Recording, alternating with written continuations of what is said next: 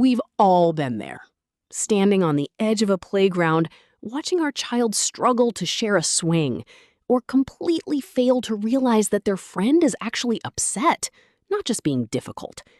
In those moments, it's easy to feel a pang of guilt and wonder if we should be buying more educational apps or signing them up for social skills workshops.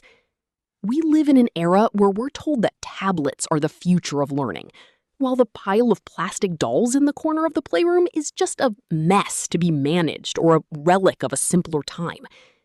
But what if the most powerful tool for building your child's emotional intelligence isn't an algorithm or a classroom, but that very same pile of dolls? A groundbreaking study published in March 2026 has completely flipped the script on what we consider educational, providing the first causal evidence that doll play is a superior mechanism for developing the social brain. By the time we reach the end of this discussion, you'll see why one specific research-backed technique, what we call the mental state mirror, could be the missing piece in your child's social development, especially if they are currently struggling with peer relationships. To understand why this matters, we have to look at a concept called theory of mind.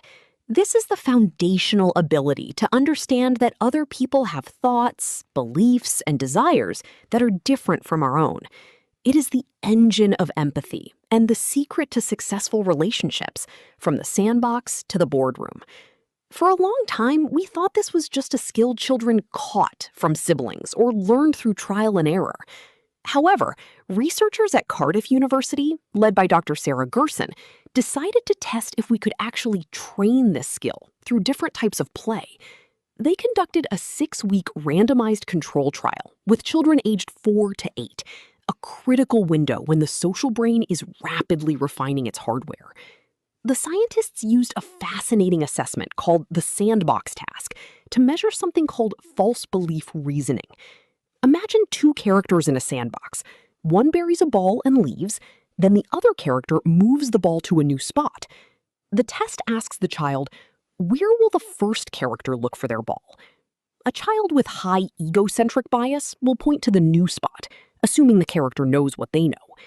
A child with developed social reasoning understands the character's false belief and points to the original spot. What the researchers found was stunning. After just 6 weeks, children who were assigned to play with dolls showed significantly greater improvements in this social reasoning task compared to children who played with open-ended, creative tablet games. This brings us to the why, the scientific mechanism of action. Why did a physical doll outperform a high-tech tablet? The answer lies in something called internal state language, or ISL.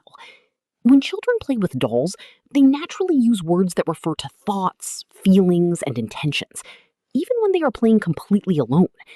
They say things like, "She thinks the tea is too hot," or "He's worried about the dragon." This doesn't happen nearly as much during tablet play, because digital games, no matter how creative, often focus on goals rather than social perspectives. Doll play acts as a social toy that triggers a specific region of the brain called the posterior superior temporal sulcus, which is the same area we use when interacting with real people. In essence, every time your child plays with a doll, they are performing a high-intensity workout for their social brain, rehearsing the very skills they need to navigate a real-life playground.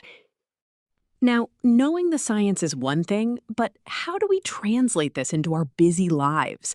We don't need to be perfect playmates. In fact, the research shows that even solo doll play provides these massive benefits.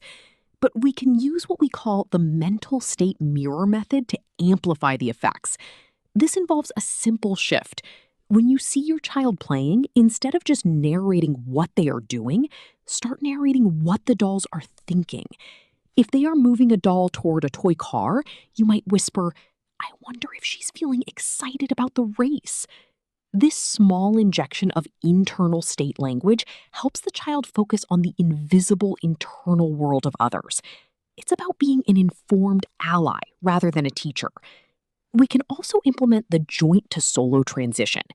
The study found that while playing together is great, the real magic happens when children take those social scripts and continue them alone, simulating social interactions in a safe, predictable environment.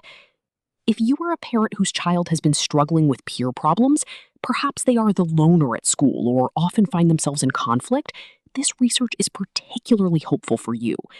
The study discovered that children with the most parent-reported peer problems at the start actually saw the strongest gains from the doll play intervention. For these children, real-world interactions might feel overwhelming or unpredictable. Doll play offers them a practice mode where they can master the complex art of understanding others' minds without the social risk. As we wrap up, it's important to remember that parenting isn't about getting it right 100% of the time. Research suggests that being responsive and attuned just 50% of the time is more than enough for healthy development. You aren't just managing a playroom or trying to keep your kids off screens, you are building the neural pathways for a resilient, empathetic future. By encouraging this one simple type of play, you are giving your child the tools to become not just a smart adult, but a wise and connected human being. The next time you see those dolls scattered across the floor, try to see them for what they truly are, a science-backed laboratory for your child's soul. You are doing a great job. And sometimes, the best thing you can do for your child's future is simply to let them play.